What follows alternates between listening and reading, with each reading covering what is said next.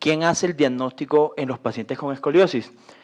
Y es importante primero saber, como ya la doctora lo había dicho previamente, que la escoliosis es una alteración en la alineación de la columna vertebral, que normalmente se define como una desviación que es tridimensional. Clásicamente se hablaba de una desviación en el plano coronal, o sea, visto de frente al paciente. Sin embargo, en la medida en que ha evolucionado el concepto, se entiende que es en las tres dimensiones, porque incluye un componente rotacional y un componente en el plano sagital.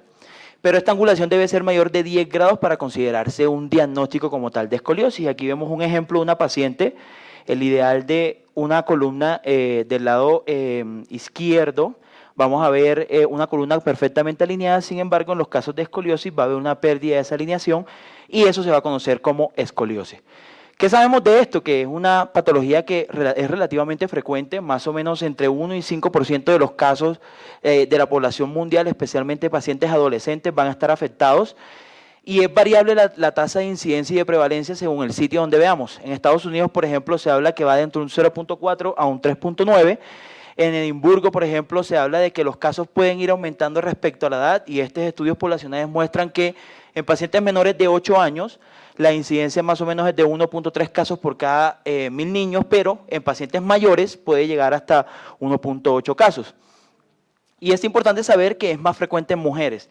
Y lo que ha mostrado es que especialmente va a afectar a pacientes adolescentes o en picos de crecimiento, y eso va también a estar ligado a la progresión. Es decir, cuando miramos, por ejemplo, las curvas más pequeñas de 10 a 20 grados, la relación de hombre y mujer va a ser aproximada de 3 a 1. 3 casos de una mujer por un caso de un joven. Mientras que cuando vemos curvas mayores de 30 grados, ya la relación cambia y puede ser incluso hasta 8 a 10 veces. Y esto va a representar que más o menos el 0.07% de los casos van a requerir algún tipo de intervención. La clasificación por lo general va a estar dividida en dos, según la causa y según el tiempo de presentación. Sin embargo, hay muchas otras clasificaciones.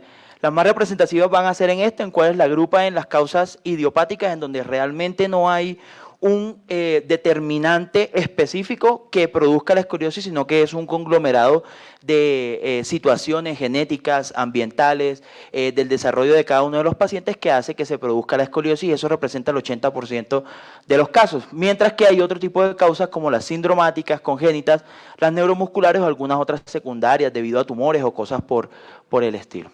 Sin embargo, ahorita mismo se habla mucho en la literatura respecto a la temporalidad, y ellas se pueden clasificar en tempranas cuando se presentan en menos de 10 años y en las presentaciones tardías cuando son después de los 10 años. Ahora, ¿quién hace el diagnóstico de la escoliosis? Realmente se basa en un pilar de diagnóstico enfocado en cualquier gestor que haga o que tenga que ver con toda la parte de salud.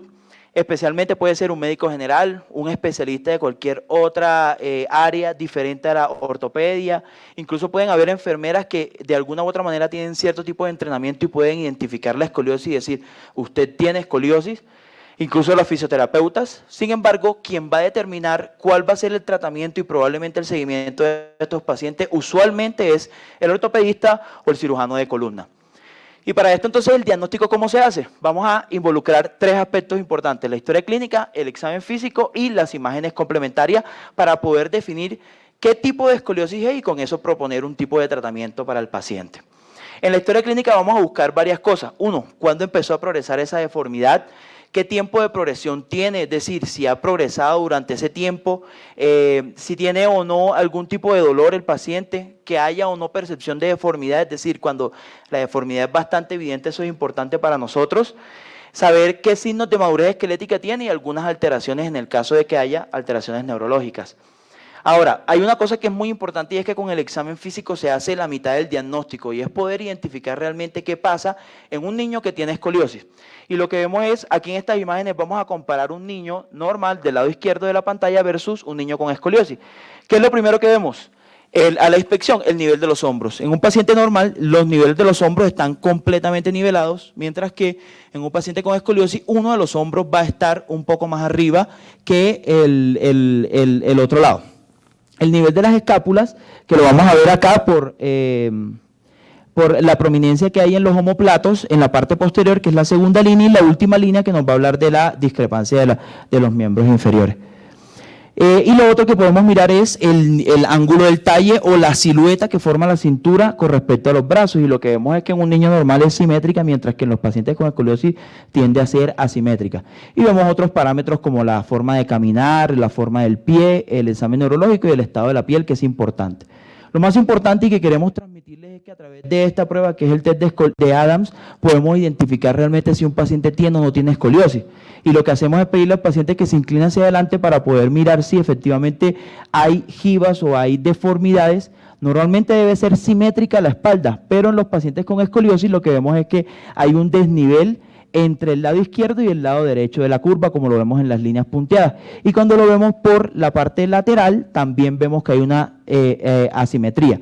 Entonces, este es el test de escoliosis. Lo normal lo tenemos en la línea, en la imagen de la mitad, y lo anormal en la última imagen, donde vemos que hay una asimetría en las dos partes de la columna. Este es un caso, por ejemplo, de una paciente que vemos que normalmente tiene en su examen físico una simetría al nivel de los hombros, una simetría al nivel del talle. Cuando pedimos que se incline hacia adelante, tiene una evidente alteración en la continuidad o en la alineación de la columna vertebral, y cuando se inclina vemos que tiene una asimetría tanto en los pliegues como en la forma que toma la columna cuando hace el movimiento en flexión. Esto es más ejemplos también para poder identificar y aprender cómo podemos identificar esas escoliosis. Y una cosa que usualmente podemos utilizar es el escoliómetro, que nos va a permitir, digamos, mirar la inclinación. Incluso la topografía de Morier, que son importantes. Lo más importante es grabarse esto, que tenemos que mirar que la curva sea mayor a 10 grados en una radiografía panorámica para poder confirmar el diagnóstico, y vemos acá las diferencias que hay entre un paciente que tiene un paciente sin escoliosis y un paciente con escoliosis, donde hay una alteración de la continuidad de las vértebras. Y la tomografía, que nos permite ver mucho más en detalle la información. La resonancia, que lo usamos no típicamente para el diagnóstico, pero sí para mirar imágenes complementarias, y lo que queremos resaltar aquí es el tamizaje, y es que los padres y las personas que están alrededor de un paciente con escoliosis pueden identificar de manera temprana estas deformidades, y así poder evitar que estas curvas progresen de la imagen que vemos en la mitad a la última imagen, donde vemos una evidente progresión de la curva. ¿Y esto quién lo hace? Incluso los padres, los hermanos, los profesores, y eso ha demostrado que tiene una disminución, un aumento en la posibilidad de la detención temprana, y a su vez una mejoría en los resultados del tratamiento. ¿Y cómo hacer el tamizaje? Ya lo veíamos: los hombros, los omóplatos, el ángulo del talle, el test de Adams, e incluso si tenemos un escoliómetro para poder hacer el tamizaje. Incluso en la literatura ya describen que hay varias formas de hacerlo, incluso en casa, con botellas de agua para mirar el nivel de agua. Y finalmente, entonces, podemos concluir que la escoliosis es una enfermedad que es frecuente. Usualmente se va a diagnosticar por personas que tienen que ver con la salud, pero normalmente lo que queremos hacer es que se diagnostique de manera temprana, y para eso los padres y las personas que están alrededor de estos pacientes pueden identificar de manera temprana la escoliosis para poder identificar y poder hacer un tratamiento oportuno en estos casos. Muchas gracias.